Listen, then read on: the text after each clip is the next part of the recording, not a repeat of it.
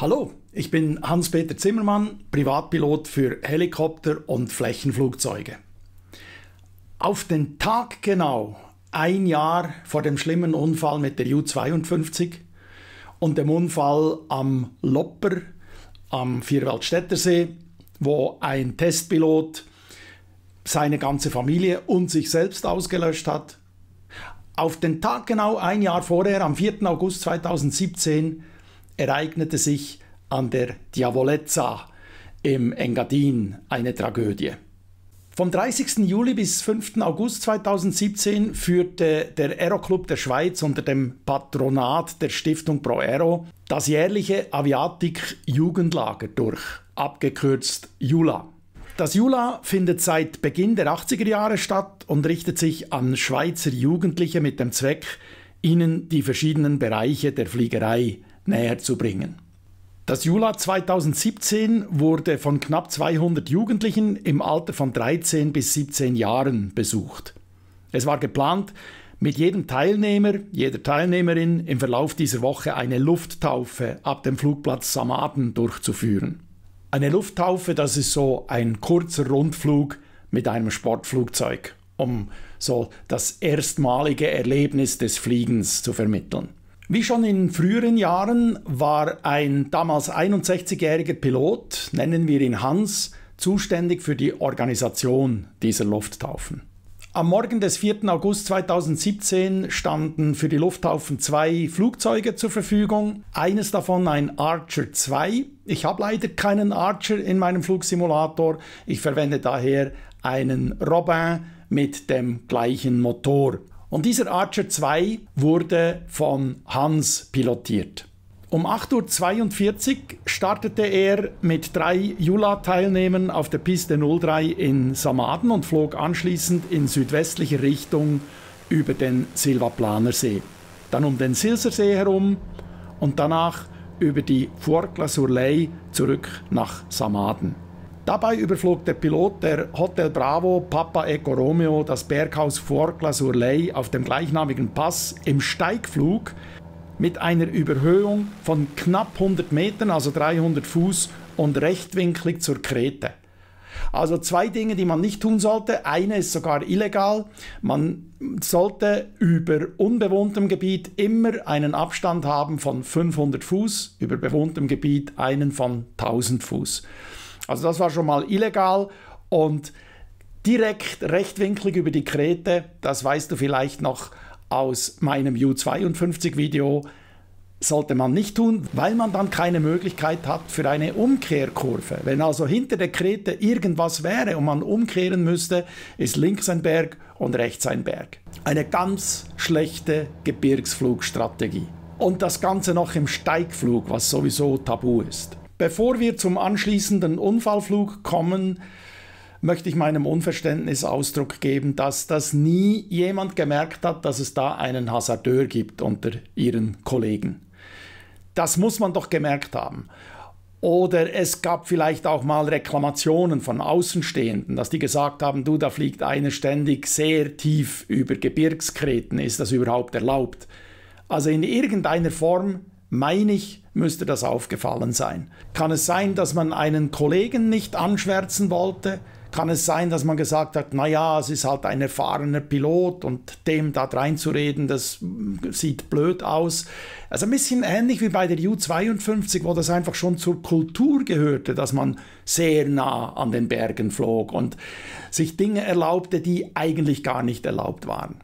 Die zweite Lufttaufe, die dieser Pilot Hans am 4. August durchführte, wurde mit 3 Teilnehmern aus der Westschweiz durchgeführt. Eine Teilnehmerin 17-jährig und 2 Teilnehmer je 15-jährig. Ein 15-jähriger Teilnehmer nahm vorne rechts Platz, die anderen beiden saßen hinten, die Teilnehmerin links und der 15-jährige Teilnehmer rechts. Nach dem Start der Papa Eco Romeo stieg das Flugzeug über den Downwind der Piste 03 mit einer Steigrate von ungefähr 400 Fuß pro Minute, was schon sehr, sehr gering ist. Als das Flugzeug auf 7000 Fuß war, meldete der Pilot, dass er nicht Richtung Maloja fliegen wolle, sondern Richtung Ausflugspunkt Sierra, also Pontresina und danach weiter zum Bernina Pass. Eine stärkere und schnellere Maschine war 2 Minuten später gestartet und über dem Meldepunkt Sierra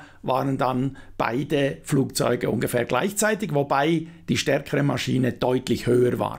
Die Papa Eco Romeo war auf etwa 7600 Fuß und die andere Maschine mit der Immatrikulation Kilo Hotel Golf war auf 8600 Fuß. Dieser Pilot meldete beim Checkpoint Sierra, er sei über der Papa Eco Romeo und beabsichtige, weiter über die Diavolezza zu fliegen. Der Pilot Hans, der Papa Eco Romeo, sagte, er würde ebenfalls dieser Route folgen. Also es zeigt auch, da war offenbar nichts geplant. Da wurde einfach drauf losgeflogen. Dieser Hans hatte offenbar keine Ahnung, was er genau machen will. In der Region von Pontresina fragte der 15-jährige Schüler vorne rechts, ob er fliegen dürfe. Das war so abgemacht, dass diejenigen, die vorne sitzen, auch mal das Steuer übernehmen dürfen. Allerdings war das nicht gerade besonders schlau. Man war erst auf 7000 Fuß, ungefähr der Höhe des Bernina Passes. Und die Höhe halten, respektive eine konstante Steigrate einzuhalten, ist etwas, was ein Anfänger nicht hinbekommt. Und genau so war es auch. Die Flarm-Aufzeichnungen haben gezeigt, dass die Schwankung der Steigrate extremer war als vorher, als der Pilot flog.